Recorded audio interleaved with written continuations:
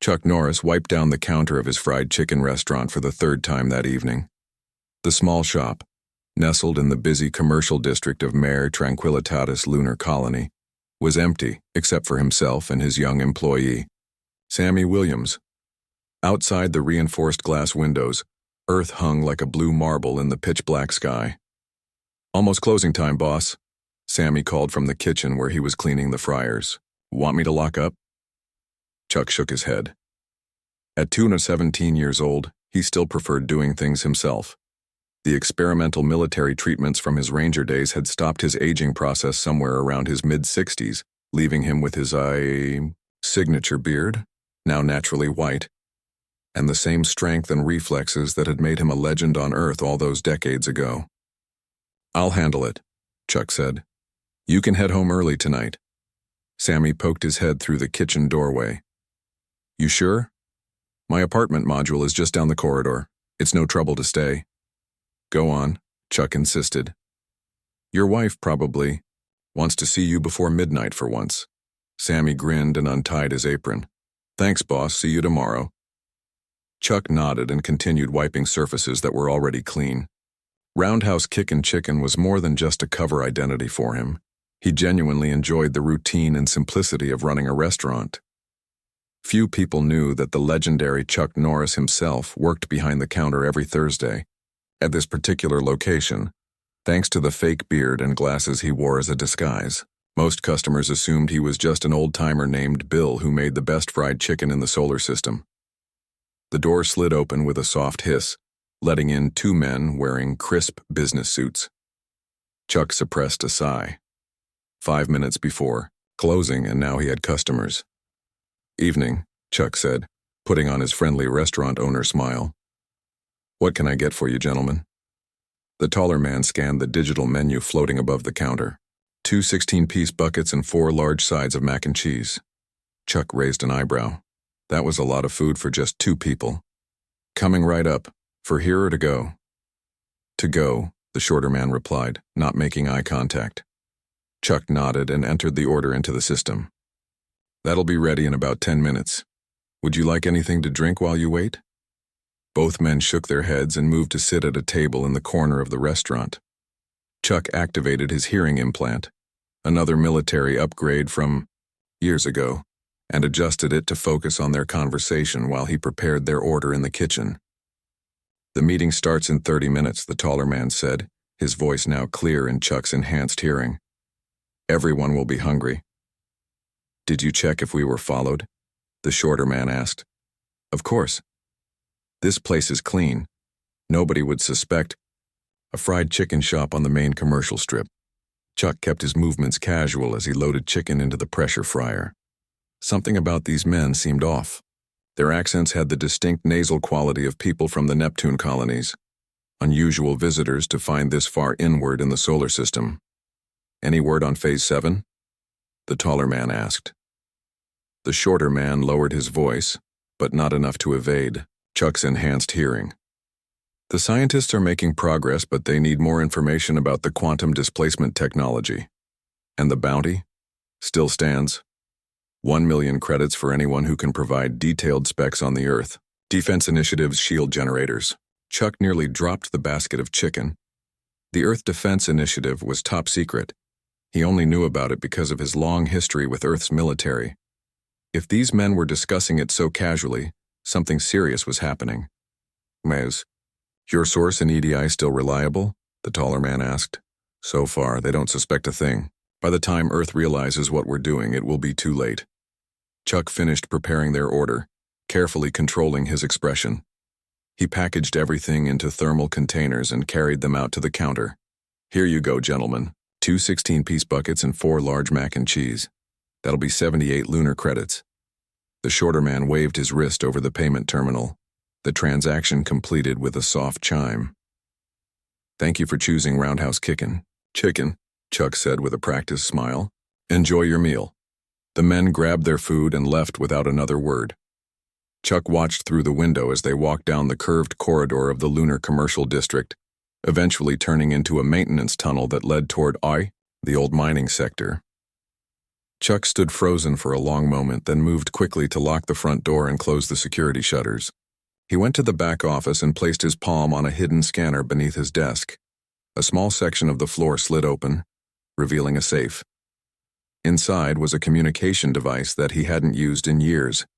He activated it, and a small holographic screen appeared above the device. After a moment, the face of an older man with silver hair and a military bearing appeared. "Chuck?" the man said, sounding surprised. "It's been a while." "Hello, Frank," Chuck replied. "We need to talk. I just overheard something about the EDI and a 1,000,000 credit bounty on shield specifications."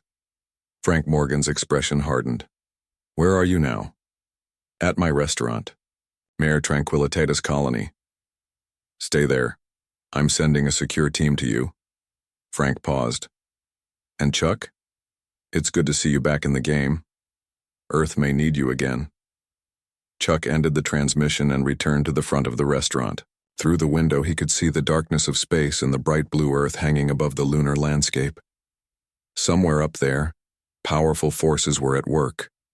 Forces that threatened the safety of the planet he had spent his long life protecting. He removed his fake beard and glasses, looking at his reflection in the polished surface of the counter.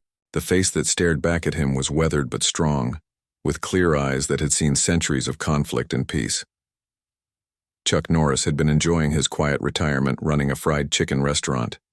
But now, it seemed the universe had other plans. If someone was targeting Earth's defenses, they would soon learn a painful lesson. Never mess with Chuck Norris, even when he's just selling fried chicken. He walked to the back room to prepare. Whatever was coming, he would be ready. Chuck opened the hidden compartment beneath his bed in the small apartment above his restaurant. Inside was a black case he hadn't touched in nearly a decade. The case recognized his fingerprints and clicked open, revealing equipment that would make most military units jealous. He changed from his food-stained apron into a black bodysuit designed to regulate temperature and provide limited protection against weapons. Next came a belt with various pouches containing tools and devices. Finally, he attached a small communicator to his wrist. "Frank," Chuck said into the communicator, "I'm not waiting for your team. Those men are meeting someone in 30 minutes. I'm going to follow them." Frank's voice crackled through the device. "Too risky. My team will be there in an hour." "An hour will be too late," Chuck replied. "I'm going in. Track my signal if you want to find me." Before Frank could argue further, Chuck muted the communicator. At 217 years old, he still didn't like being told what to do. He left through the back exit of the restaurant, activating the security systems. The corridor outside was mostly empty, with only a few late-night workers heading to or from their shifts in the lunar colony. Chuck blended in despite his age, walking with purpose toward the maintenance tunnel he had seen the two men enter. The tunnel was darker than the main corridors, lit only by red emergency lighting along the floor. Chuck moved silently, his years of training making his footsteps nearly silent on the metal flooring. The tunnel sloped downward, leading deeper into the lunar surface. After 20 minutes of careful movement, Chuck began to hear voices echoing from ahead. He slowed his pace and activated the visual enhancement in his eyes, another military upgrade from long ago. The dark tunnel ahead became as clear as day in his vision. The passage opened into a large cavity, an abandoned mining operation from the early days of lunar colonization. Chuck crouched behind some old equipment and surveyed the scene. About 15 people were gathered in the center of the cave, surrounding a makeshift table covered with holographic displays. The two men from his restaurant were there, handing out food to the others. "The plan remains unchanged," said a tall woman who seemed to be in charge. "We have assets inside Earth Defense Initiative headquarters.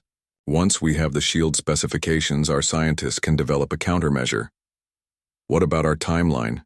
asked one of the men from the restaurant. 3 days, the woman replied.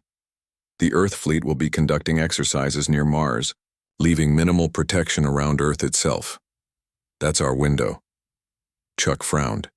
Whatever these people were planning, it would happen soon. He needed to get closer to hear more details. He moved carefully around the edge of the cave, using old, mining equipment as cover. As he got closer, he could see diagrams floating above the table, technical specifications that looked like weapon systems. The quantum displacement shield is our main obstacle, the woman continued. Once disabled, Earth will be vulnerable. The Neptune Coalition will finally have equal standing in the solar system. So that confirmed his suspicions. These were Neptune separatists, colonists who had been pushing for independence from Earth control for decades. Relations had been tense, but Chuck hadn't realized things had escalated to planning an actual attack. Chuck leaned forward slightly to get a better view of the plans on the table. As he did, his foot disturbed a small pile of metal debris.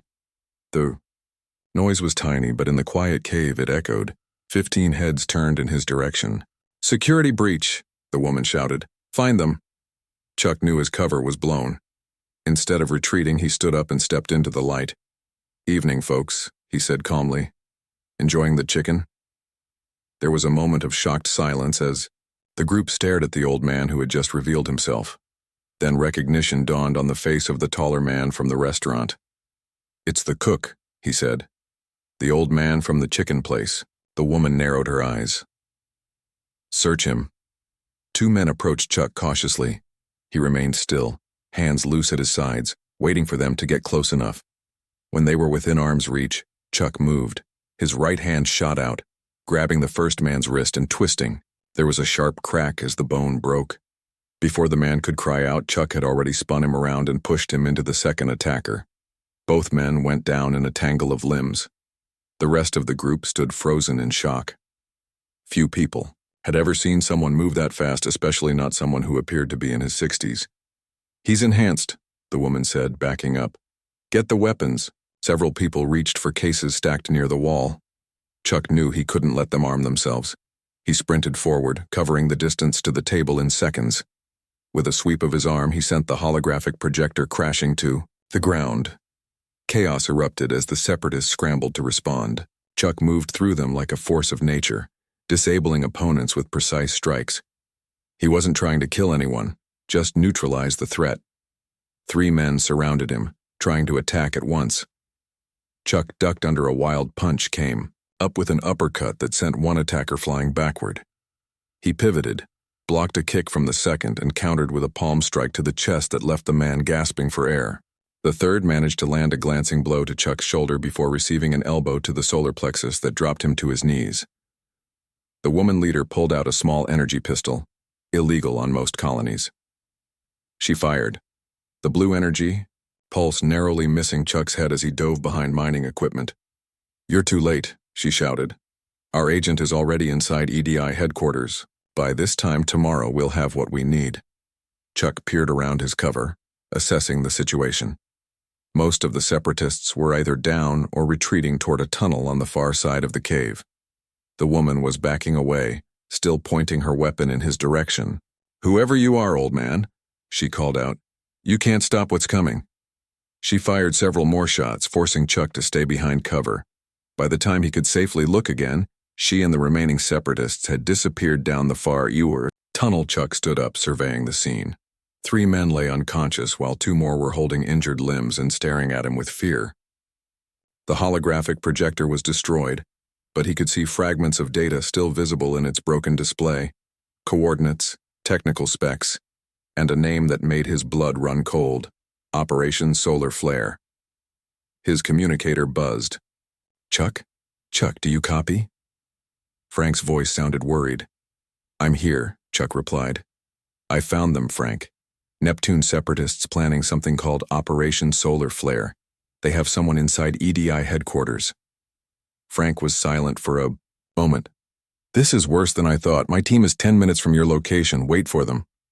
"No time," Chuck said, already moving toward the tunnel where the woman had fled. "They mentioned an agent inside EDI. We need to find out who it is." As he entered the dark tunnel, Chuck had a disturbing thought. His employee, Sammy, had access to his restaurant at all hours. Sammy, who always asked questions about Chuck's past. Sammy, who had seemed so interested in Chuck's connections to Earth. Chuck quickened his pace. He hoped he was wrong about Sammy, but his instincts told him otherwise. Either way, the safety of Earth depended on what he did next. And Chuck Norris. had never failed Earth before. The tunnel narrowed as Chuck moved deeper into the lunar rock.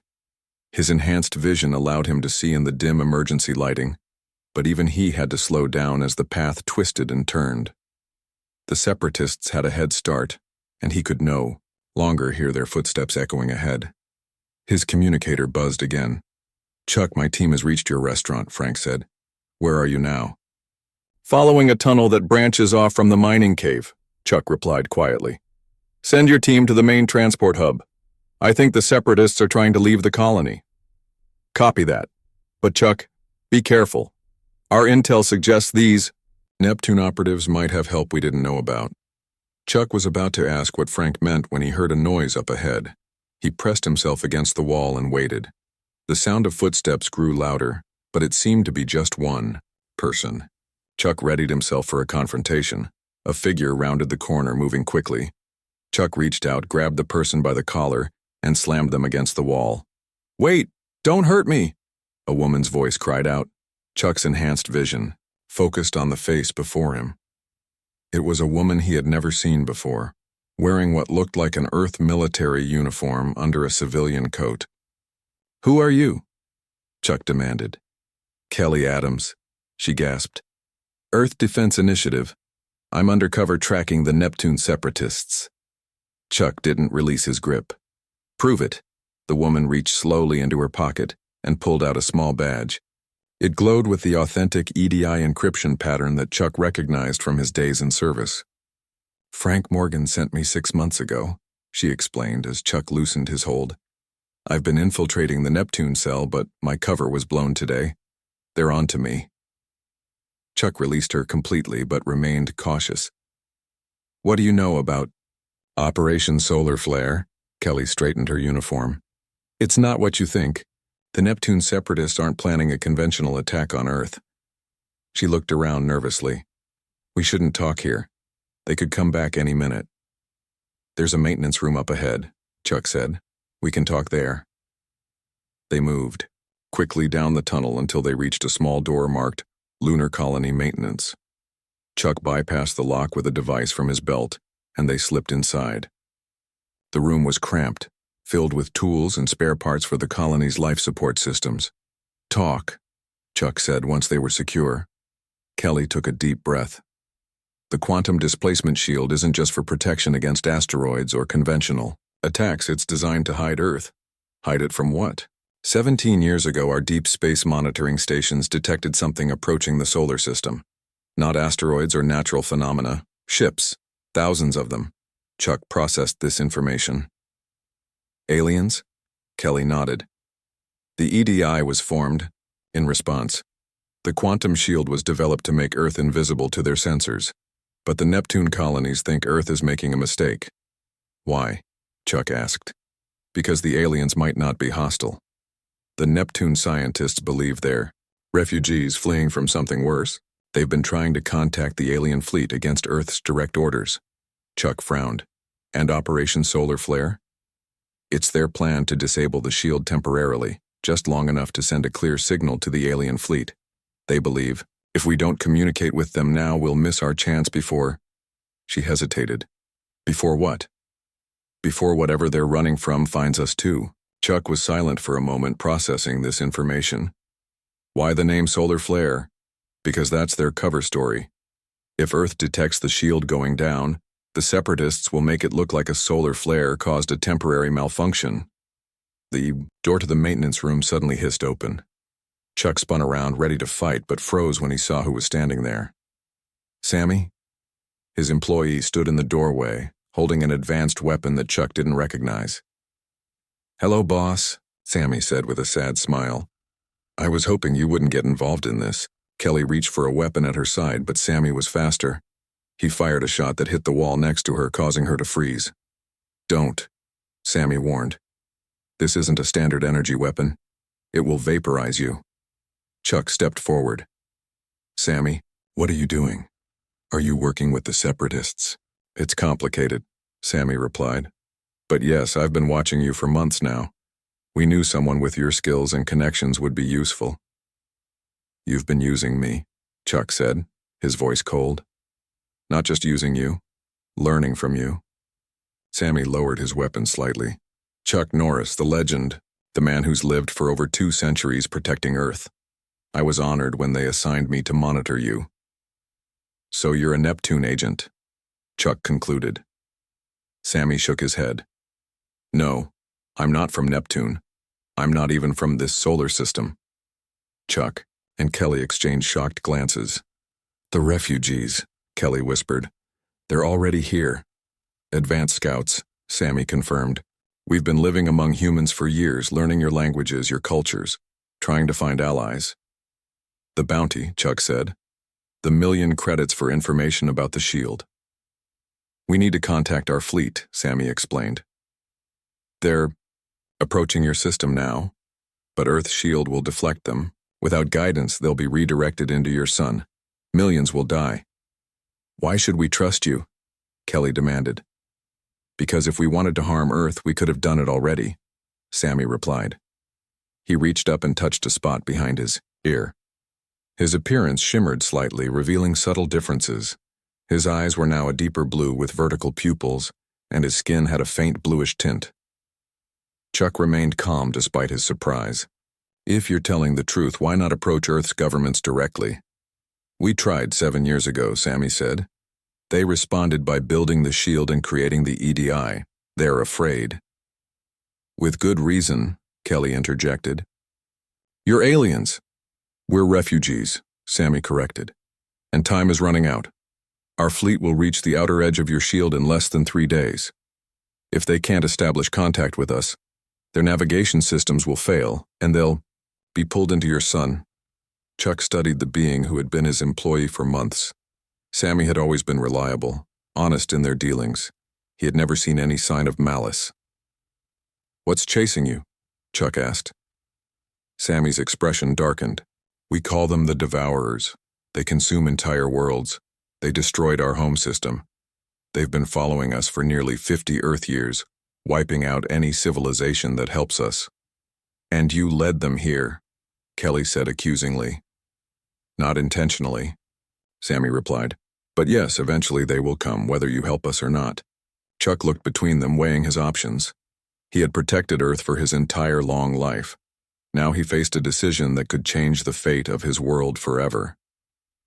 What do you need from me? He finally asked. Sammy's face showed relief. Help us reach the EDI headquarters. Help us convince them to temporarily disable the shield so our people can survive. And in return? Chuck asked. We'll share everything we know about the Devourers. Their weaknesses, their technology. Together we might stand a chance when they arrive. Chuck's communicator buzzed. Frank was calling again, probably wondering what was happening. Chuck looked at Kelly, who seemed torn between duty and the terrible truth they had just learned. We need to make a decision, Chuck said. Now. Chuck looked at his communicator, then back at Sammy and Kelly. He made his decision and answered the call. Frank, it's me. The situation has changed. I'm with an EDI agent named Kelly Adams and... He paused, looking at Sammy. And someone you need to meet. We need secure transport to EDI headquarters, now. Chuck, what's going on? Frank's voice crackled through the device. Trust me, old friend. This is bigger than Neptune separatists. Much bigger. There was a moment of silence before Frank responded. There's a secure shuttle at Docking Bay 7. I'll have my team meet you there in 15 minutes. Copy that, Chuck said, ending the call. He turned to Sammy. Can you get us to Docking Bay 7 without running into your Neptune friends? Sammy nodded.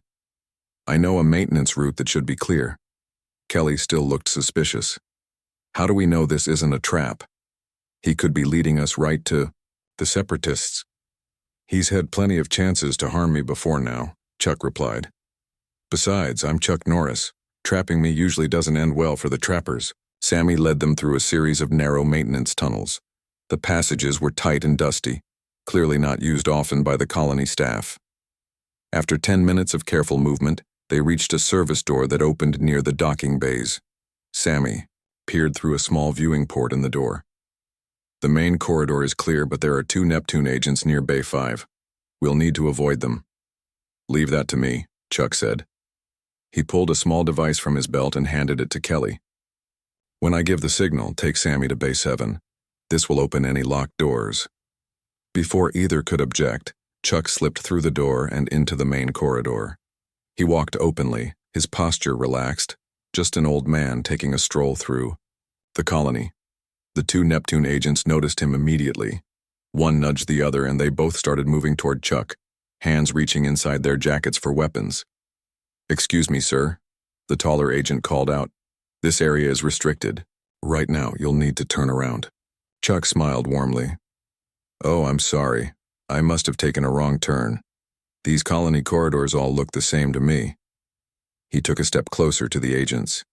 "Maybe you boys can help an old-timer find his way back to the residential section?" The agents relaxed slightly at his friendly, confused tone. The shorter one stepped forward. "Sure, you'll want to head back that way and take the second left." Chuck moved with blinding speed. His right hand shot out, striking the shorter agent's throat with just enough force to temporarily cut off his air supply, without causing permanent damage. As the man clutched his throat and gasped, Chuck pivoted and swept the legs out from under the taller agent. Before the man hit the ground, Chuck had already delivered a precise strike to a pressure point on his neck, rendering him unconscious. The knee. Entire confrontation took less than 3 seconds. Chuck looked back at the service door and gave a slight nod. Kelly and Sammy emerged quickly and hurried past the incapacitated agents. "They'll be fine," Chuck assured Kelly, who was staring at the downed men. "They'll wake up with headaches in about 20 minutes. They reached docking bay 7 without further incident. A sleek military-grade shuttle was waiting, its engines already humming with pre-flight preparations. 4 armed EDI agents in black uniforms stood guard at the entrance. The lead agent raised his weapon when he saw them approaching. "Identify yourselves, Norris," Chuck said calmly. "Frank Morgan is expecting us." The agent's eyes widened slightly at the name. He tapped his earpiece, listening to instructions. "You and the woman can board," he said after a moment. "The other one stays here until cleared." Chuck shook his head. "All 3 of us go or none of us go." The agent looked uncertain. "Sir, my orders are now changed," came Frank's voice from inside the shuttle. The older man stepped into view at the top of the boarding ramp. "Let them all pass." The agents lowered their weapons and stepped aside. Chuck, Kelly, and Sammy boarded the shuttle quickly. Inside, Frank Morgan waited, his expression grave. He was a tall man with silver hair and the bearing of someone who had spent decades in military service. "Chuck," Frank said, embracing his old friend briefly, "I hope you know what you're doing." "So do I," Chuck replied. He gestured to Sammy. "Frank, we need to talk privately." They moved to a secure compartment in the rear of the shuttle while Kelly stayed with the pilot, preparing for launch. Once the door was closed, Chuck turned to Sammy. "Show him," Chuck said. Sammy hesitated, then touched the spot behind his ear again. His appearance shimmered, revealing his true form. Frank stumbled back in shock. "What in God's name?" "Frank, meet Sammy. He's an advanced scout for an alien refugee fleet that's about to be redirected into our sun by the quantum shield unless we do something about it." For several minutes, Sammy explained everything to Frank. The refugee fleet, their escape from the Devourers, their attempts to contact Earth peacefully, and the desperate plan by the Neptune separatists to disable the shield. Frank listened in stunned silence. When Sammy finished, Frank leaned heavily against the wall. "If what you're saying is true," Frank said, "this changes everything. But I can't just order the shield to be disabled. That decision would have to come from the EDI Leadership Council." "Then, take us to them," Chuck said.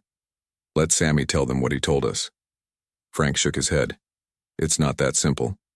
There are protocols, security measures, and half the council will think this is a trick, an invasion plan." "What choice do we have?" Chuck asked. "If we do nothing, millions of refugees die. If they're telling the truth about these Devourers, we might need their help when they eventually arrive here." The shuttle shuddered as it detached from the lunar colony and began its journey toward Earth. Through the small viewport, Chuck could see the blue-green planet growing larger. Frank sighed. "I can get you into EDI headquarters. But convincing. The council will be up to you." He looked at Chuck with a wry smile. "Good thing you've always been persuasive. You mean stubborn, Chuck corrected. That too. A sudden explosion rocked the shuttle, throwing them all off balance. Alarms began blaring throughout the cabin. What was that? Frank shouted, steadying himself against the wall. The pilot's voice came through the intercom. Sir, we're under attack. Neptune's ship just came out of nowhere. Frank and Chuck rushed to the cockpit. Through the forward viewport, they could see a sleek black ship firing energy weapons at them. The shuttle rocked again as another shot grazed their hull. The Neptune separatists must have figured out we're trying to reach EDI directly, Kelly said from the co-pilot's seat. They think we're going to stop their plan. Shields at 60%, the pilot reported. We can't take much more of this. Frank grabbed the communications console. This is Director Morgan of Earth Defense Initiative, requesting immediate assistance. We are under attack en route to Earth. The only response was static. The Neptune ship must be jamming their communications. Chuck looked at Sammy. Any ideas? Sammy moved to a control panel and began typing rapidly. This shuttle has standard EDI defense systems, right? The pilot nodded. Then I might be able to modify them, Sammy said, his fingers moving faster than seemed humanly possible. If I can reverse the polarity of your shield emitters, I can create a feedback pulse that might disable their weapons. Frank looked skeptical, but nodded to the pilot. Let him work. Another hit rocked the shuttle. Shields at 45%. The pilot called out. Sammy continued working frantically. Almost there. Chuck braced himself against the bulkhead, watching as Earth grew larger. In the viewport, they were running out of time. The shuttle rocked violently as another blast from the Neptune ship hit them. Warning lights flashed across all control panels. Shields at 30%, the pilot announced. One more direct hit and we're done for. Sammy's fingers flew across the control panel. Got it, he shouted. Activating feedback pulse now. He pressed a final button, and the shuttle's shield emitters glowed brightly. A wave of energy pulsed outward from their ship. When it reached the Neptune vessel, electricity crackled across its hull. The attacking ship's weapons went dark, and it began to drift. It worked, Kelly exclaimed. Their systems are disabled, not for long, Sammy warned. Maybe 5 minutes before they reset their systems. Frank grabbed the communications console again. This is Director Morgan. The jamming signal is down. Requesting immediate assistance and fighter escort to EDI headquarters. This time, a response came through. Director Morgan, this is Earth Defense Command. Fighter squadron deploying to your location. ETA 3 minutes. Chuck looked at Earth, growing larger in the viewport. Will we make it to the atmosphere before the Neptune ship recovers? It's going to be close, the pilot said, pushing the shuttle's engines to maximum. They watched tensely as the blue glow of Earth's atmosphere approached. Behind them, the Neptune ship showed signs of recovery, its lights beginning to flicker back on. Come on, Frank muttered. Just as they began their descent into the atmosphere, 4 sleek EDI fighters appeared, taking up defensive positions around their shuttle.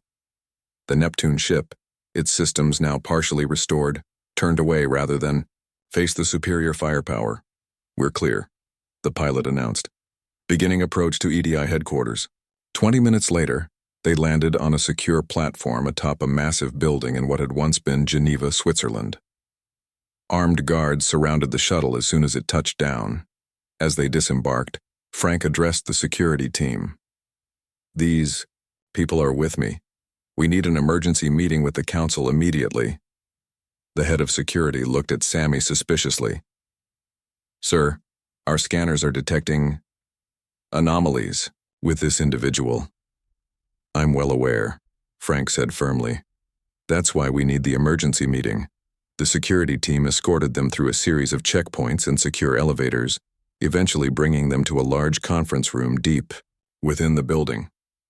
Through panoramic windows, Chuck could see the rebuilt Geneva skyline, more beautiful than he remembered from his visits centuries ago.